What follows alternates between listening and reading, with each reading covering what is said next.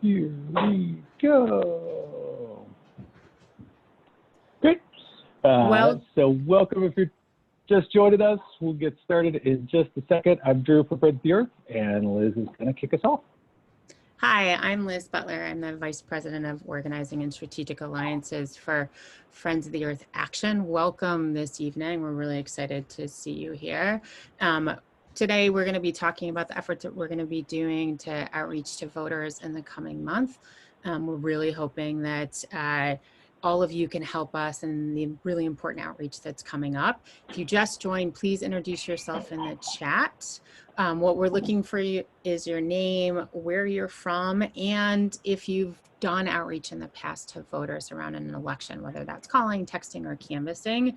If not, great, welcome. We're excited to actually engage you in your first effort.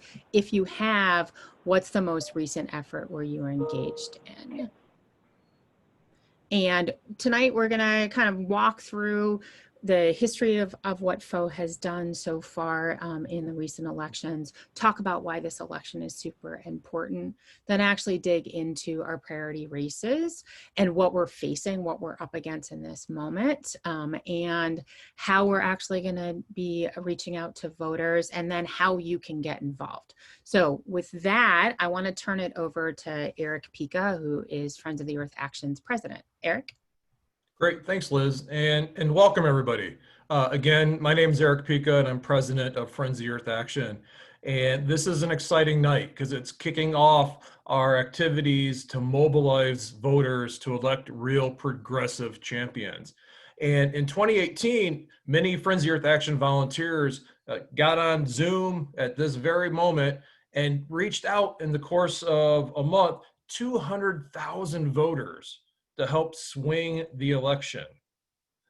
And so like we said, 200,000 in 2018, well, we're in 2020, this is a huge election. We want to get 500,000 voters contacted in some of our priority districts.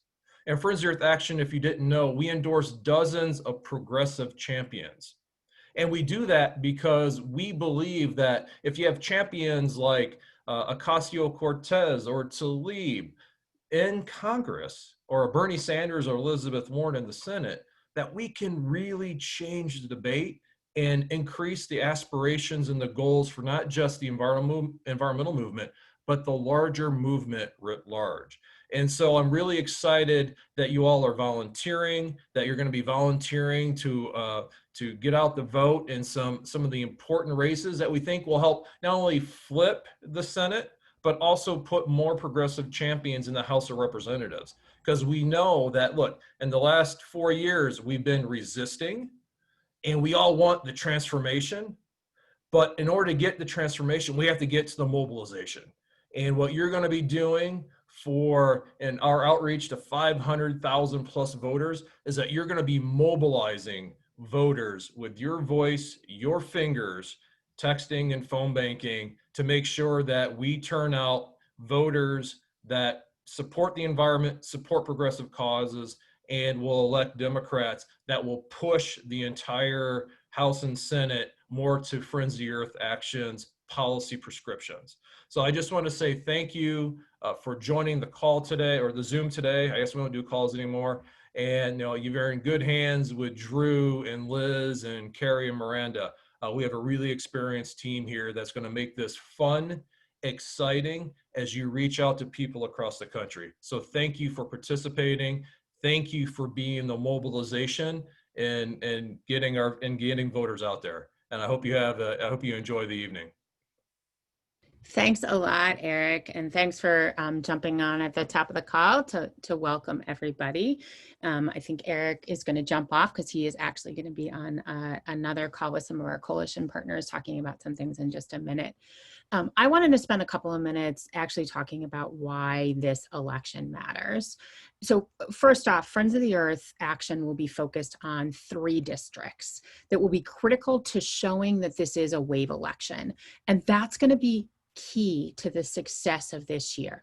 We need especially after last night, to Cindy's point. And Cindy, I will get to that in a couple of minutes. And I'm going to make a case to you that last night is actually the reason why all of us need to show up and make as many phone calls and send as many text messages as humanly possible. But we're going to be focused on 3 districts that will be critical in showing that this is a wave election. We picked these races because they're expected to be very close, and there is a stark difference between the candidates.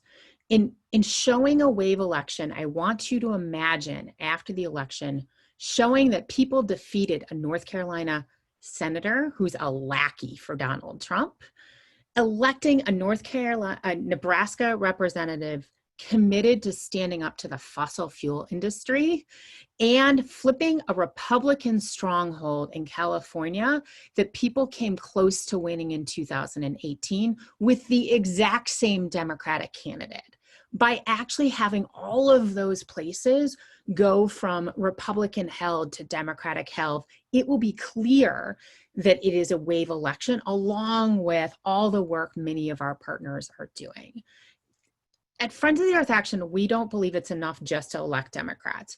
We stand behind progressives who will advance policies like the Green New Deal that will end our dependence on fossil fuels and be willing to actually stand up to the fossil fuel industry, have a plan to build back from the pandemic, to end polluter welfare, and to support Medicare for all, to actually do what is necessary for people on the ground in this moment, and be willing to stand up not only to Republicans standing in their way, but also to the corporations taking advantage of people and stopping these policies from moving forward.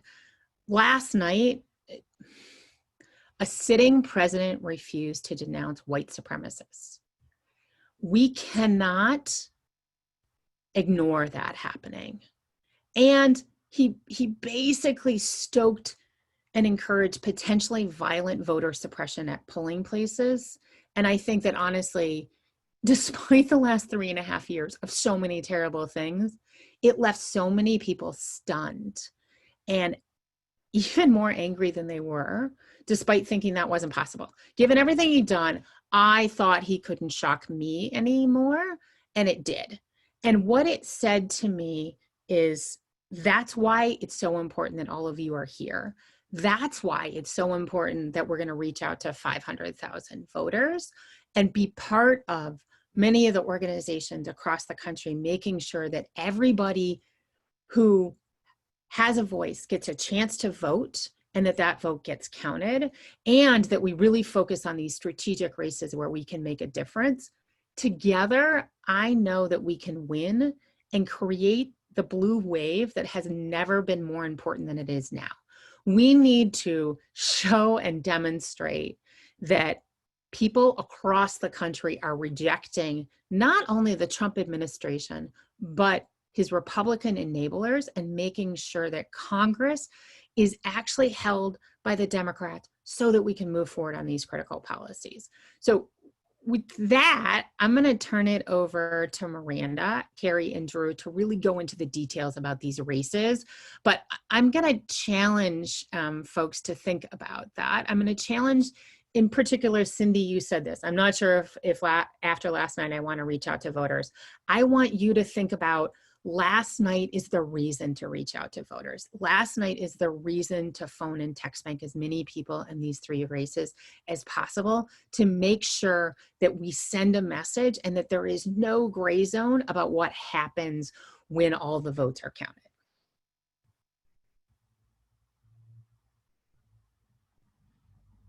Miranda, am I handing it over to you, Miranda?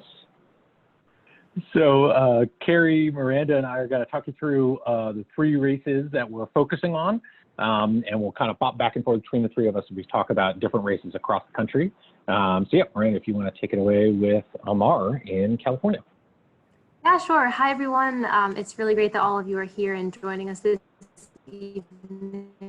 My name is Miranda. I am a grassroots organizer for Friends of the Earth. So I'm going to talk a little bit about Amar Campa-Najjar from California's 50th district. He is a progressive candidate to be elected to the House if he wins. He is running a very tough race in a conservative district. He ran in 2018 and lost very narrowly, 48% to 52% to his opponent. So he could really use our help, and he definitely has a shot at winning, but it is a close election. He is a former Obama White House aide and Labor Department employee, and he was actually inspired to run for office after Obama's farewell address. Something that is really great about him and really unique is that he has refused to take a cent from corporate PAC money, which is in stark contrast to the historical corruption that we have seen in his district in past years, which is great. On the environment, he is very strong. He has committed to ending polluter welfare.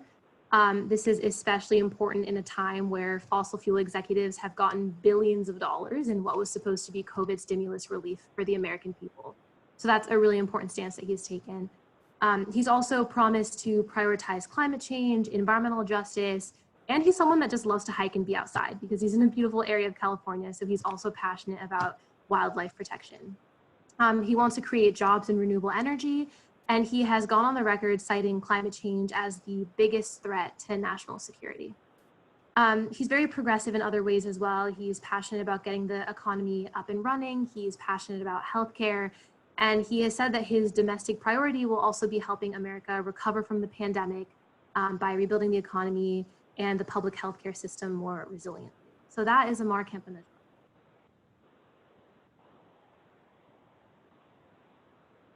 Great.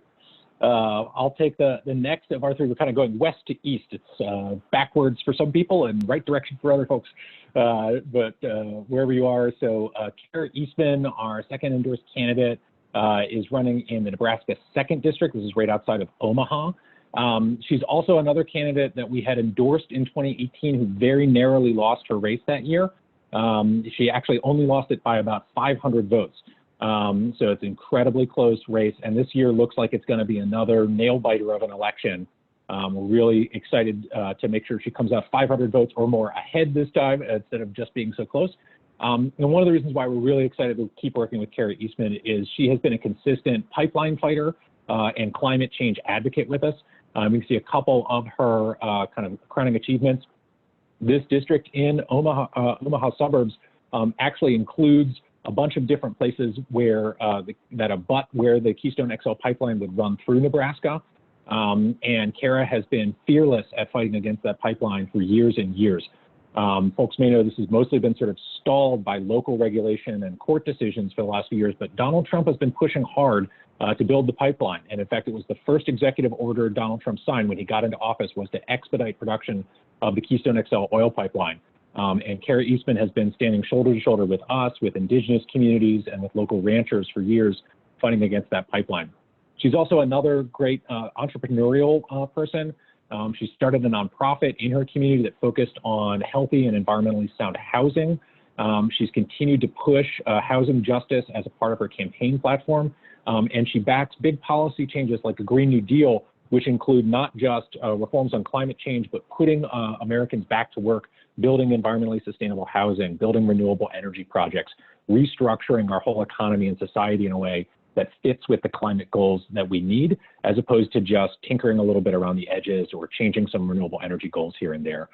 So she's another great candidate running in a very, very close race. This is one of the ones that'll be, they'll put it up on CNN on election night when they're like trying to make an illustration about how the election is going for Democrats or Republicans. This is one of the districts that they always put up on the chart. One other note about it that we'll come back to in a couple of slides is Nebraska is one of only 2 states that awards its electoral college votes by congressional district.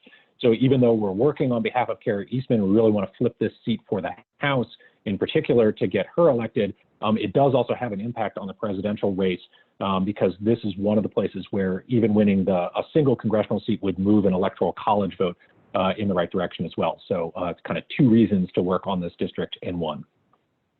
And I'll turn it over to Carrie to talk about North Carolina, our biggest in terms of geography race. Thanks, Drew. So I'm Carrie. I am actually based in North Carolina. I'm in Asheville, and so this race means a lot to me personally, and I'm excited that Friends of the Earth Action is working on it. So just a little bit of context. We've been talking about House races and swinging these states from red to blue, or swinging these districts from red to blue. The Tillis race is a little bit different. While we want to bolster our majority in the House, we also are in a position where we really need to take back the Senate because that's such a barrier to so many of the things that we all care about. And we need to make sure that voters in key swing states, which North Carolina is a big one, who are going to vote for the environment are going to turn out. So the Tillis race is it has implications up and down the ballot, and we'll get more into that in a little bit. And really, North Carolina Senator Thom Tillis, he's a first-term senator, and he's really just shown himself to be a Trump lackey through and through. He would love North Carolinians to not believe that. He loves to try to frame himself as not particularly pro-Trump, but the reality is he's voted with Trump more than 95% of the time. And like his policy positions are very conservative, very deep red Republican, which isn't really a reflection of North Carolina as a state, and isn't really where we need to be going with the Senate at this point. He is also uniquely one of the most vulnerable incumbent senators this election. Really, like you may hear this being talked about in various sort of pundit contexts. The sort of consensus among a lot of the pundits is that the way North Carolina goes will be the way the election goes, both at the Senate level and at the presidential level. So winning Tillis's district or flipping North Carolina for the Democrats could be the difference between taking back the Senate and not taking back the Senate. In particular, Tillis is, part of the cohort of Republican senators who blocked COVID relief packages. His position on COVID is basically protect the nursing homes and no one else. And he doesn't particularly care about bailing out people over polluters. He also supported the failed Atlantic Coast Pipeline. So, he's bad on all sorts of progressive issues. He's bad on all sorts of things we care about, but he's also an anti-environment extremist. He supported this pipeline that would have cut through many communities in Eastern North Carolina, would have locked us into another generation of fossil fuels. It would have just been a horrible project, and he was a supporter of it. So with that, I guess I will pass it back to, I think, Drew or Miranda. Yeah. So we're gonna do the same, but sort of in inverse. We'll do a quick talk through some of Liz was saying at the start. We didn't just pick races that were, somebody good running against a bad Republican, or just races where we thought we could have an impact, beyond the individual congressional or Senate race we're calling on. We really picked places where there was a huge difference. A champion on one side and a real opponent who stands in the way of our progress on the other. So we're going to talk about some of what we're up against and who those opponents are, just to kind of give you a sense of the stakes of this election and the stakes of these individual races. We're going to we'll go west to east again. So Miranda, if you want to start with Darrell Issa. Yes, so Amar Campanajara's opponent is former Representative Darrell Issa. His laundry list of terrible things is really long. I'll start with the fact that he spent the last 2 years working for Trump as the director of the U.S. Trade and Development Agency, famous climate deniers in Congress. He has very often disputed the facts and has stated that climate change is not necessarily true science, which we all know is not real. In addition to that, he supports the border wall with Mexico. He opposes sanctuary cities. The NRA loves him, gave him an A+ rating. He voted to defund Planned Parenthood, and he wants to reduce the corporate tax rate. So pretty much everything that progressives like us actually stand for and support, he is against. So we want to make sure that he absolutely does not win that congressional seat.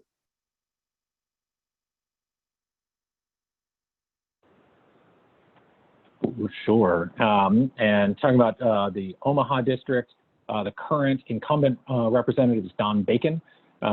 This is the same person that Carrie Eastman ran against in 2018 and very narrowly lost to. So this is a really sort of razor-thin district, and makes clear, what a difference an election makes. Don Bacon has a 6% voting rating from the League of Conservation Voters, so he's very consistently on the other side of any environmental votes. But mostly he's really sort of an emblem of the kind of Trump era swampy campaign contribution ties to polluter industries. So he's accepted almost $1 million from more than 500 corporate PAC donors. His entire campaign is funded by the people that we are fighting against. It's fossil fuel companies, it's big ag companies like Monsanto, and that kind of corporate money doesn't just make him an anti-environment candidate, it also makes him an anti-democracy candidate, an anti-choice candidate. He has a 0% rating from the Human Rights Campaign, from Planned Parenthood. Just like Darrell Issa, we were talking about a minute ago, it's not just that he's bad on one or two issues or like he could be better on the environment, but he's okay on some other things. Across the board, this is somebody who votes with Trump and against the issues of Americans, against women, against immigrants, and against the climate over and over and over again. And he's not going to change if you give him more terms in Congress. So we very narrowly missed the chance to beat him in 2018. We very badly need a big enough wave election, even bigger than 2018, that sweeps out Don Bacon and blocks Darrell Issa, as well as electing these progressive champions like Amar Kemp-Najjar and Carrie Eastman to these really important swing districts.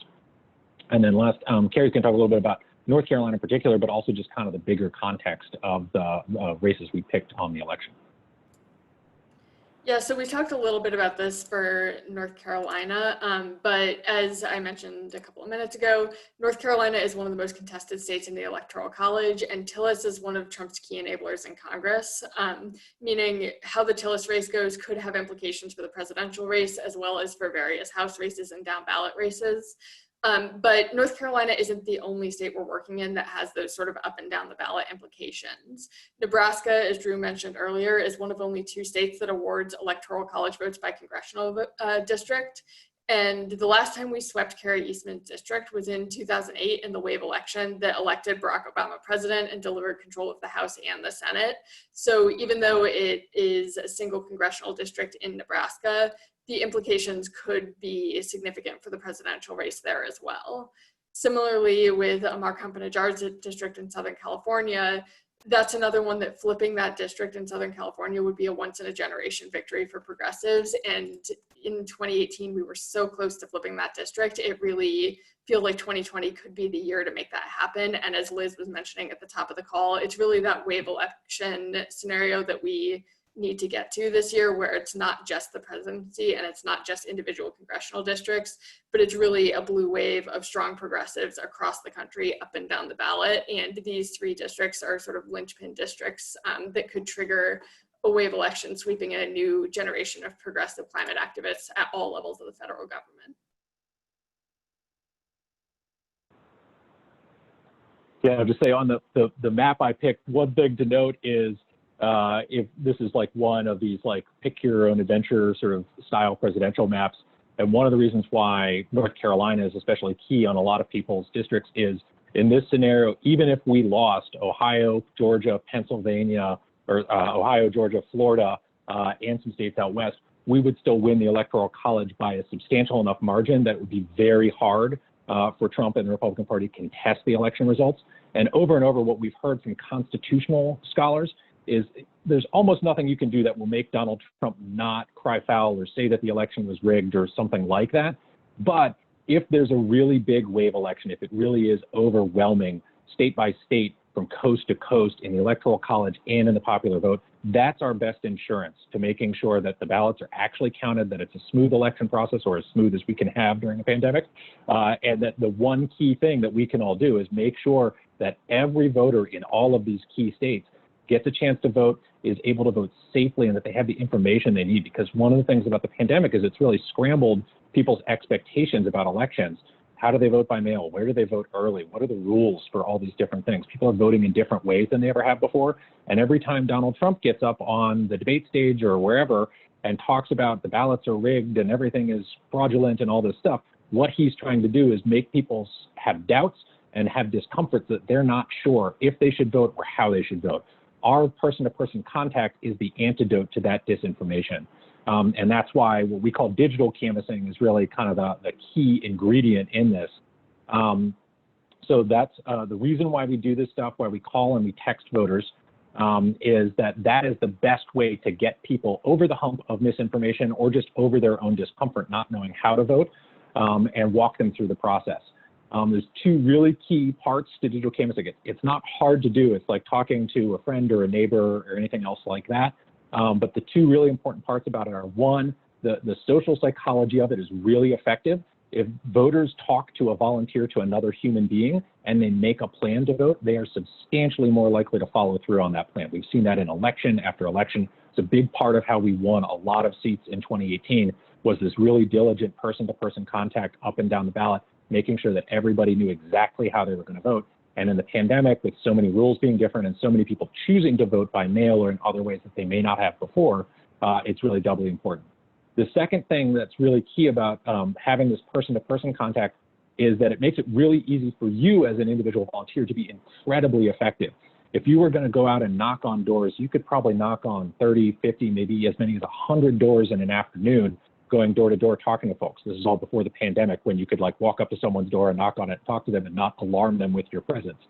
But doing these kind of tools through our phone tools and our texting tools, we use the computer-based systems, Hub Dialer and Through Text, to connect you to radically more voters than you'd be able to do on your own. Using our Through Text system, you can text up to 1,000 voters per shift, and using the Hub Dialer call system, you can call 100 voters an hour. That's way more than you'd be able to do just picking up your phone and dialing. It's way more postcards than you can write probably in an hour without getting carpal tunnel. These systems are really effective at maximizing your time as a volunteer while still giving us the best possible outcome in terms of voter contact. And it's much more effective. We've seen in study after study. We've done big studies in social science stuff with academic journals, and we've done really small studies where we've just experimented with different things in our own programs. This person-to-person voter contact is dramatically more effective than anything else we could spend money on. Running ads on social media, buying television spots, taking out newspaper ads, all of those things are good, and certainly there'll be plenty of money spent on advertising in the 2020 election cycle, but person-to-person voter contact is the most efficient and effective way to get folks actually out and voting. And so that's what our program is really built around. Miranda's going to talk a little bit about how you can get started, how you sign up to do this stuff. Yes, so to sign up and get started, it's fairly easy. Just go to that website that's on the slide, www.foaction.org/GOTV. You can also share this link with friends and family, and you can make a party out of it and have a virtual celebration where you're just calling and texting voters. You fill out the form. Once you do that, our team will call you back and schedule a time for you to join a call or texting shift. So keep in mind that each shift is 2 hours and they're at local time. So the texting shift will be 3 p.m. local time, and then the calling shift will be at 6 p.m. local time. So just take that into consideration when you're making plans for yourself. And so this 2 hours, it includes a training and a personal one-on-one to support you and get you started and teach you how to use our tools. So on each shift, if it's your first time, you'll get a quick briefing on how to call or text voters, and then you'll get connected to all of our talking points and information on local voting rules. So you don't need to be an expert. You don't have to have any of this memorized necessarily. We've gathered information and background on the candidates and the process that we're going to have all laid out for you, ready to go. As Drew mentioned, you'll be using our tools. Hub Dialer is for calls, makes it really easy, and Through Text is for text. So it's easy, it's safe. You never have to give out your home or cell phone number to strangers. You just do it directly on the computer. It makes the calls and sends the text for you. So really what you are going to be concentrating on and focusing on is having genuine and informative conversations with real voters. And we had a phone banking a couple of weeks ago, and it really just makes a difference getting to be able to talk to the voters and explain to them why voting in this election is so important. Like I could hear that it was piquing people's interests, and it's just a really personal thing that has a huge impact. So then at the end of your 2-hour shift, we'll wrap up, disconnect you from the voter file so you won't get calls or texts back in the middle of the night. Yeah, and just feel free to go to that link, sign up, get started anytime, and spread the word. That's great.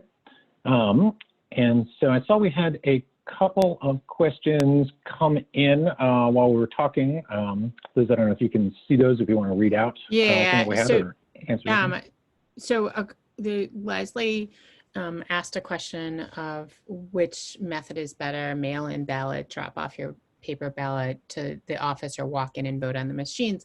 I responded, it'd be interesting to hear if you have additional thoughts, Drew, that the key thing is what works for you and having a clear plan. For some folks, that's going to be voting in person and really figuring out what the local rules are. Can you do that early in person? Do you have to do it in an election day in person? How do you make sure that you actually carve out the time from whatever your work is and that you have a plan to get to your local polling place? Or is it that it's way better for you to do a mail-in ballot, which means looking into how far in advance do you need to request it? How far in advance do you need to make sure it's postmarked? Is there a way to drop off that ballot? Do you have a way to take it there? So the answer really for anyone is make a plan. Make a plan to make sure that you vote in whatever way works for you and that you understand the rules for that method as far in advance so that you're not left scrambling at the last moment, because it's really important to vote this year and make sure that it gets in under any deadline. And then another question that Cindy wrote was, aren't the Republicans doing this too? Yeah, that's sort of answer both questions. Yes, they are. One big difference is you may have seen that the Republicans up and down the ticket, starting from Donald Trump, but on down through state parties and things like that, have been sort of running down the idea of voting by mail. Voting by mail is incredibly safe and incredibly reliable. Many states have been doing it for a long time. Some states only do mail voting, and they have not had any problems. There's no, it's all made up that there's a connection between fraud and mail ballots. But that has rattled some people's confidence. And so just in the initial kind of testing we've done, we've seen that there's a lot of interest in mail-in voting, but there's also some uncertainty about it. And so you being the kind of trusted human person on the other end of the phone line or the other end of a text conversation with someone, answering questions, giving people information and links to where they can request absentee ballots, how they can send them in, really is a key part of our strategy. And just to pick one example, in North Carolina, over 1 million people in the state have already requested absentee ballots. So what's happening now is they're getting their absentee ballots back, and they have to figure out how to vote them and return those by the deadlines. And so our calls and our texts are really timely right now because we're talking to the same 1 million people, at least some of them, who requested ballots, and we're coming in right in time to say, do you have what you need? Do you know what the deadlines are? Do you need help finding a witness for that signature? We can help with all those things, and we can connect them to resources from state election boards and secretaries of states in these different states to make sure that they have the right information to vote the way that they need to.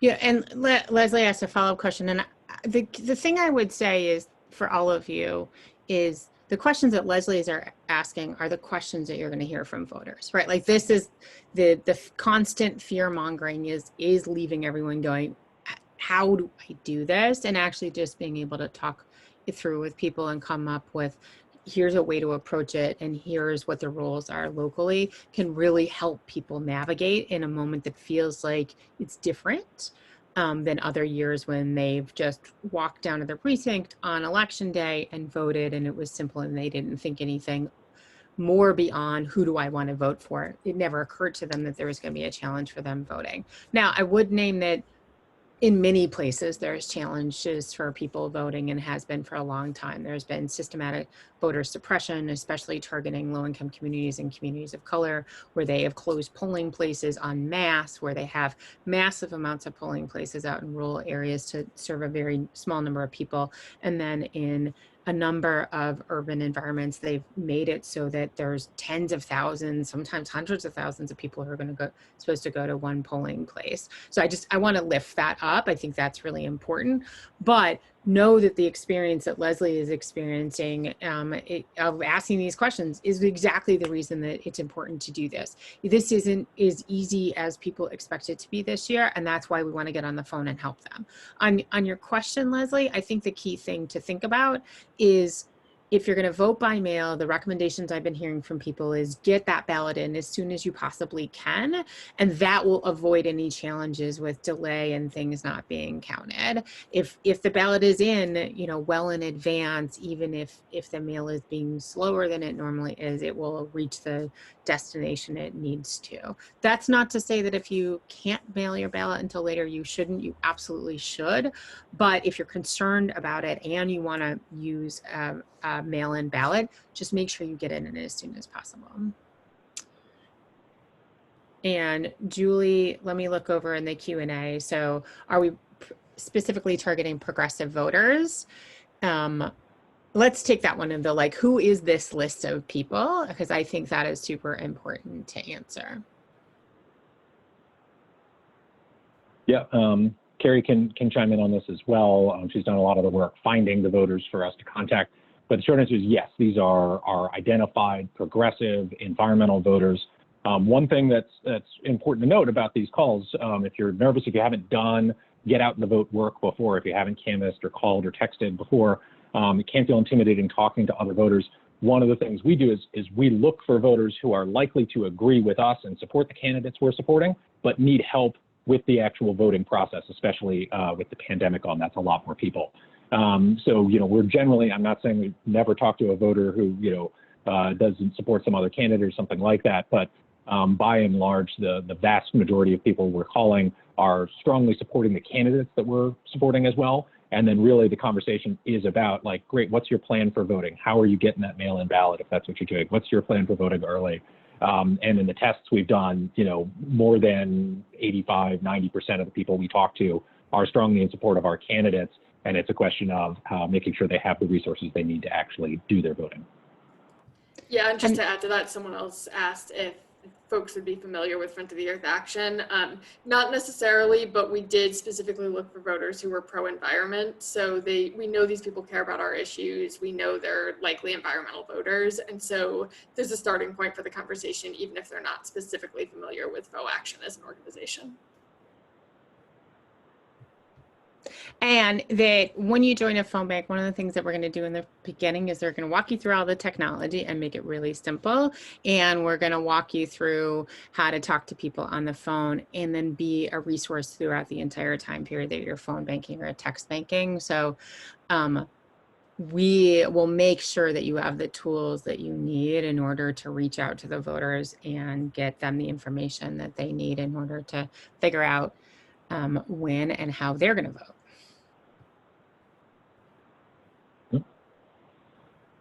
If we have time for one more question, if we have one more, or I can just launch our last quick poll of the evening. And Cheryl is asking, will people see their phone number if I call or text?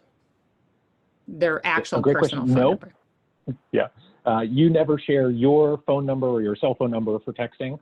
We all do that. And in fact, we've set up a new innovation this year is that the phone number that shows up on like the caller ID or that they would call back if they get a voicemail from us is actually a voter information hotline. So when you're calling voters, if you don't reach them or if you're not able to answer a question while you're on the phone with somebody, they're always able to get connected to our team of experts and we can connect them to all the update information from their local state election boards.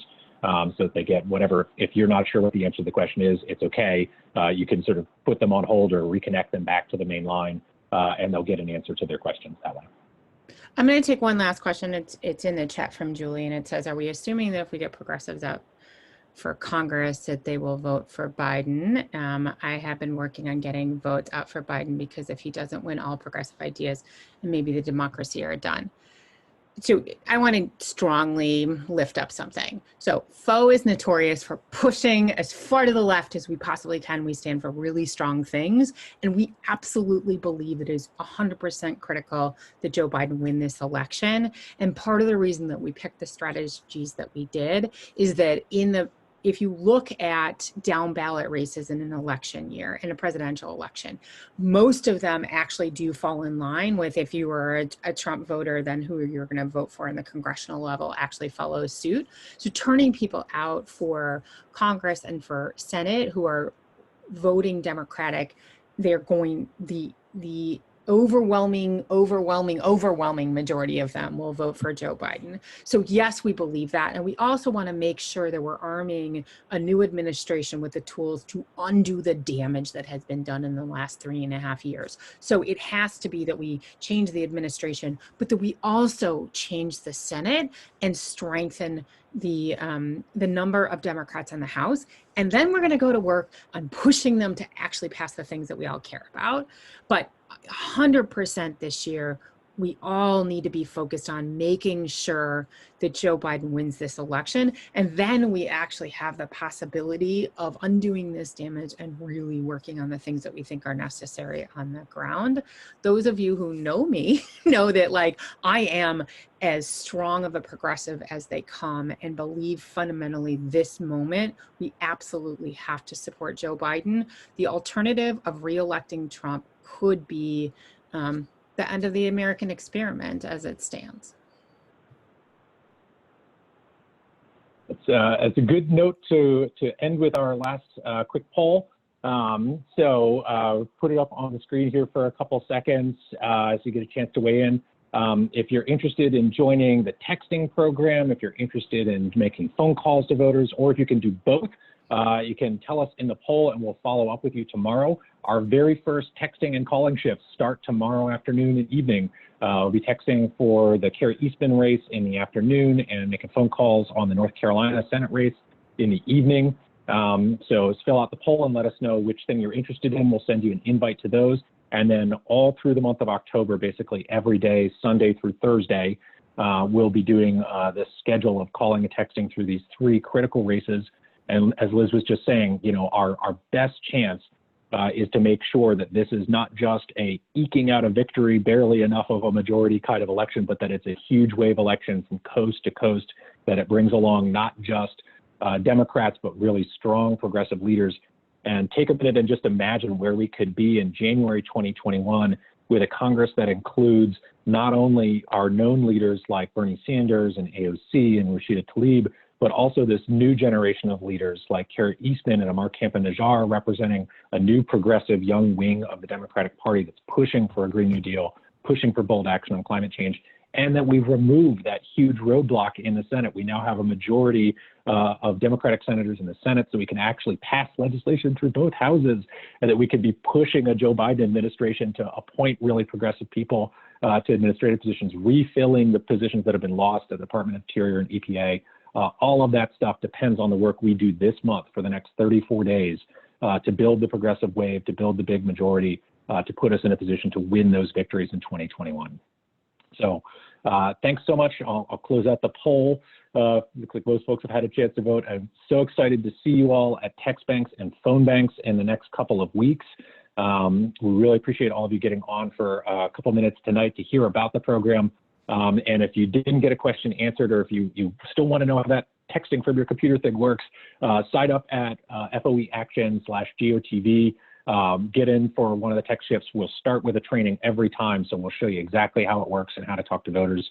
You don't need to be an expert to know how to do it when you start, but we'll totally get you there. And Carrie, Miranda, and I, as well as a whole team of folks from Friends of the Earth Action, will be on hand to help support you and answer questions whenever you need. So thanks so much to everybody for getting on tonight.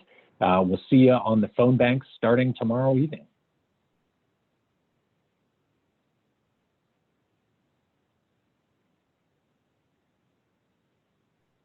Thank you so much. And we look forward to working with you to help make sure that this election comes out exactly how we all know it needs to.